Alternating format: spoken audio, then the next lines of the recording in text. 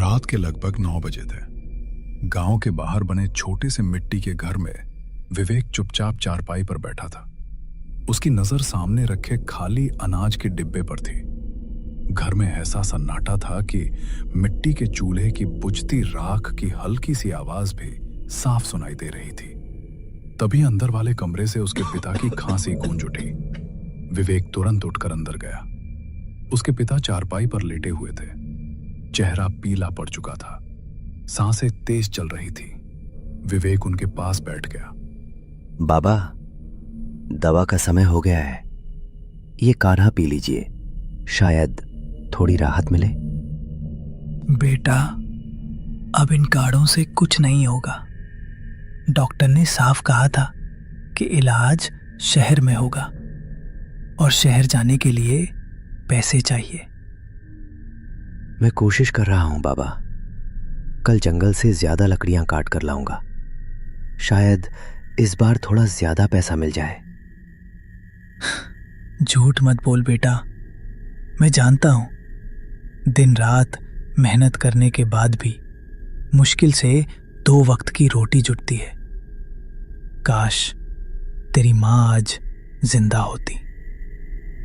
आप चिंता मत कीजिए, मैं कुछ न कुछ जरूर करूंगा। अगली सुबह विवेक लकड़ियों का गट्ठर लेकर बाजार पहुंचा। सारा दिन मेहनत करने के बाद भी उसे बहुत कम पैसे मिले। वो निराश होकर वापस लौट रहा था कि पीछे से किसी ने आवाज दी, ए लड़के। विवेक मुड़ा।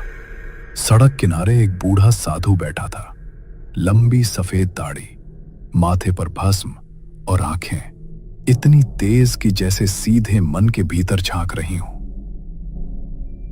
बाबा, आपने मुझे बुलाया?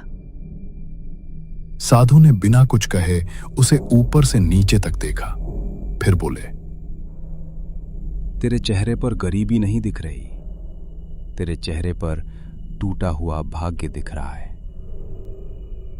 आप क्या कह रहे हैं?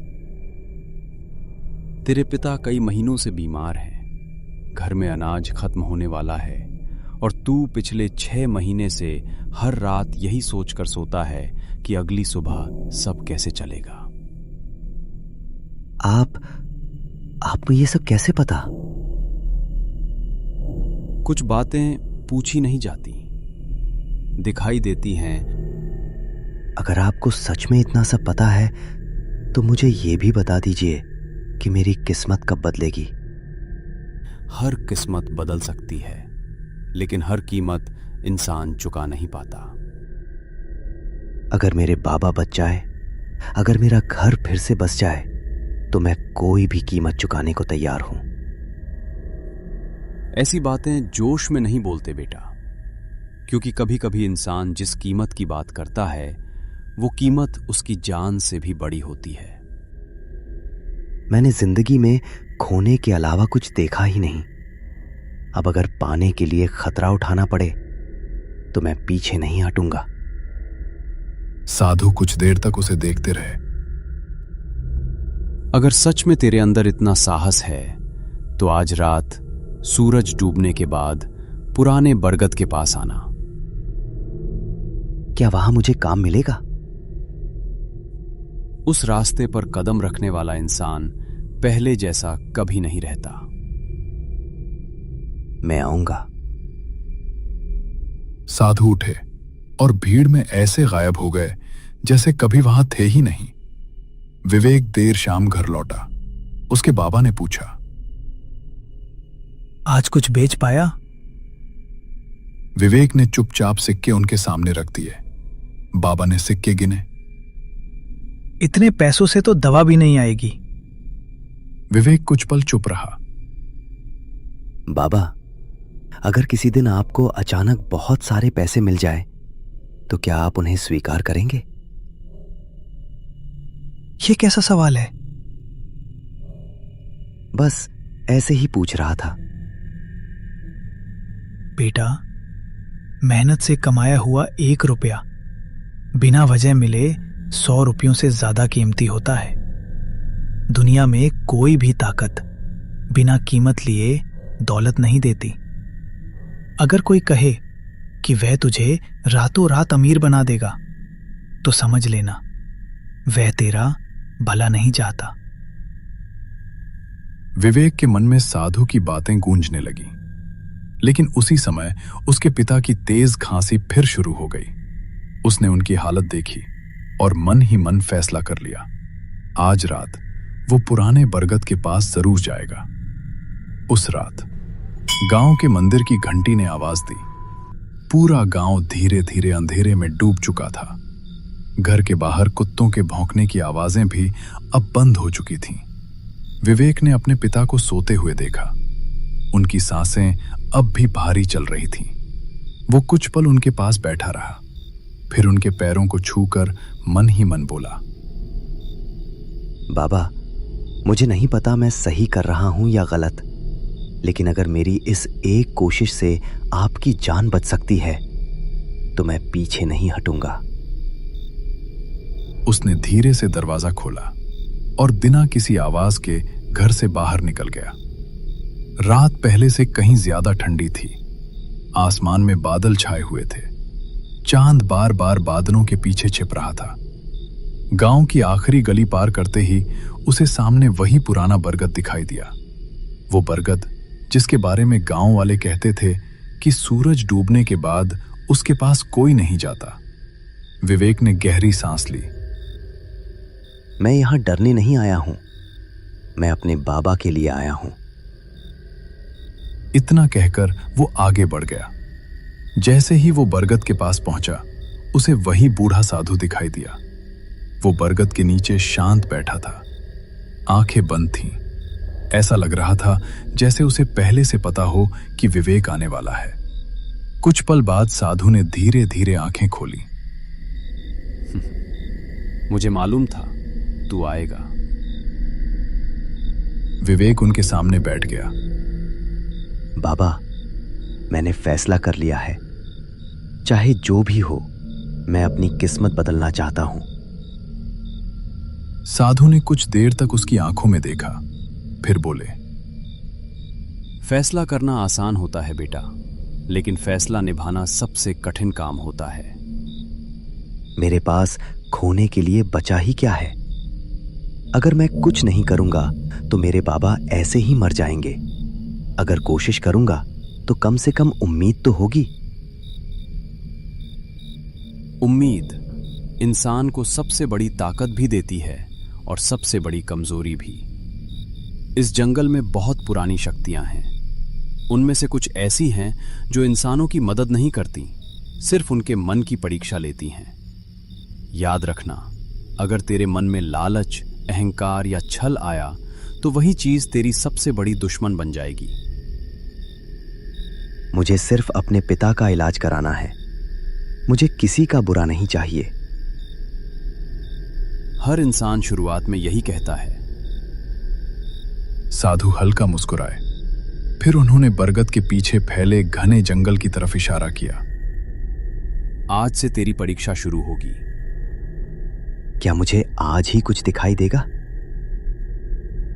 जंगल किसी इंसान को तुरंत अपना चेहरा नहीं दिखाता, पहले वो उसके दिल को पढ़ता है। मैं आपकी बात पूरी तरह समझ नहीं पाया बाबा। और यही अच्छा है। कुछ सच समय आने से पहले जान लिए जाएं तो इंसान खुद ही डरकर भाग जाता है। विवेक कुछ समझ नहीं पाया। इतना कहकर उन्होंने अपनी झोली उठाई। आप कहां जा रहे हैं? याद रख, आज रात अगर तुझे इस जंगल में कोई आवाज बुलाए तो जल्दबाजी में किसी पर भरोसा मत करना। इतना कहकर साधु जंगल के भीतर जाने वाली संकरी पगडंडी पर आगे बढ़ने लगे। विवेक भी बिना कुछ बोले उनके पीछे चल पड़ा। कुछ देर तक दोनों के बीच कोई बात नहीं हुई। सिर्फ सूखे पत्तों पर पड़ते उनके कदमों की आवाज सुनाई दे रही थी। चारों तरफ घना अंधेरा था। ऊंचे ऊंचे पेड़ आसमान को पूरी तरह ढक चुके थे। कुछ दूर चलने के बाद विवेक ने चुप्पी तोड़ी। बाबा, आप जिस शक्ति की बात कर रहे हैं, क्या वो सच में मेरी मदद कर सकती है? या मैं किसी ऐसे रास्ते पर चल पड़ा हूं जहां से वापस लौटना ही मुश्किल हो जाएगा। साधु चलते चलते रुक गए। उन्होंने बिना पीछे देखे कहा, बेटा, इस संसार में कुछ शक्तियां ऐसी हैं जो इंसान को उसकी इच्छा के अनुसार सब कुछ दे सकती हैं, लेकिन बदले में वो इंसान की नीयत भी परखती हैं। अगर मन डगमगा गया तो वही वरदान अभिशाप बन जाता है। मेरे मन में सिर्फ एक ही इच्छा है, अपने पिता को स्वस्थ देखना। अगर मेरी नीयत साफ है तो मुझे किसी परीक्षा से डर नहीं लगता। काश हर इंसान अपनी पहली इच्छा पर ही रुक जाता, लेकिन दौलत इंसान की सबसे बड़ी परीक्षा होती है। पहले वो जरूरत पूरी करती है, फिर लालच पैदा करती है। दोनों फिर आगे बढ़ने लगे। कुछ देर बाद घने जंगल के बीच एक टूटा फूटा प्राचीन मंदिर दिखाई दिया। मंदिर की दीवारों पर मोटी बेलें चढ़ी हुई थीं। छत कई जगह से टूट चुकी थी। ऐसा लग रहा था जैसे सदियों से वहां कोई पूजा ना हुई हो। विवेक धीरे से बोला, क्या यही वो जगह है बाबा? यहां तो ऐसा लग रहा है जैसे वर्षों से कोई इंसान आया ही नहीं। हाँ, यही वो स्थान है। इस मंदिर ने बहुत कुछ देखा है और बहुत कुछ अपने भीतर छिपा कर रखा है। जो यहां आता है वो खाली हाथ नहीं लौटता। या तो उसे उसकी चाहत मिलती है या फिर वो खुद हमेशा के लिए यही रह जाता है। साधु ने गंभीर नजरों से मंदिर को देखा। विवेक के शरीर में हल्की सिहरन दौड़ गई।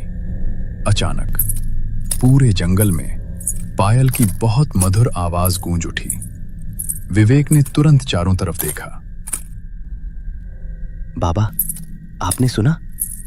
इतनी रात को इस जंगल में किसी औरत की पायल कैसे बज सकती है? साधु का चेहरा अचानक बदल गया। अभी तक जो व्यक्ति बिल्कुल शांत था, उसकी आंखों में पहली बार डर साफ दिखाई देने लगा। उन्होंने फुसफुसाकर कहा, विवेक, बिल्कुल चुप रहो, कोई आवाज मत करना और जहां हो वहीं खड़े रहो। पायल की आवाज फिर सुनाई दी। इस बार वो पहले से कहीं ज्यादा करीब थी। धीरे धीरे मंदिर के पीछे फैले घने कोहरे में एक आकृति उभरने लगी। सफेद रेशमी साड़ी, कमर तक लहराते लंबे काले बाल, चेहरे पर ऐसी अलौकिक सुंदरता कि बाबा, ये कौन है? मैंने आज तक इतनी सुंदर स्त्री कभी नहीं देखी। साधु ने तुरंत उसका हाथ कसकर पकड़ लिया। अपनी नजरें उससे हटा लो विवेक, उसकी सुंदरता के जाल में मत फंसना। जितनी देर तुम उसे देखोगे उतना ही तुम्हारा मन उसके वश में होता जाएगा। उनकी आवाज कांप रही थी। विवेक ने हैरानी से पूछा, लेकिन बाबा, ये तो किसी साधारण स्त्री जैसी लग रही है। अगर ये इंसान नहीं है तो आखिर है कौन? साधु ने गहरी सांस ली।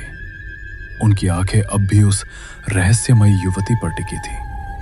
फिर उन्होंने बहुत धीमे लेकिन स्पष्ट शब्दों में कहा,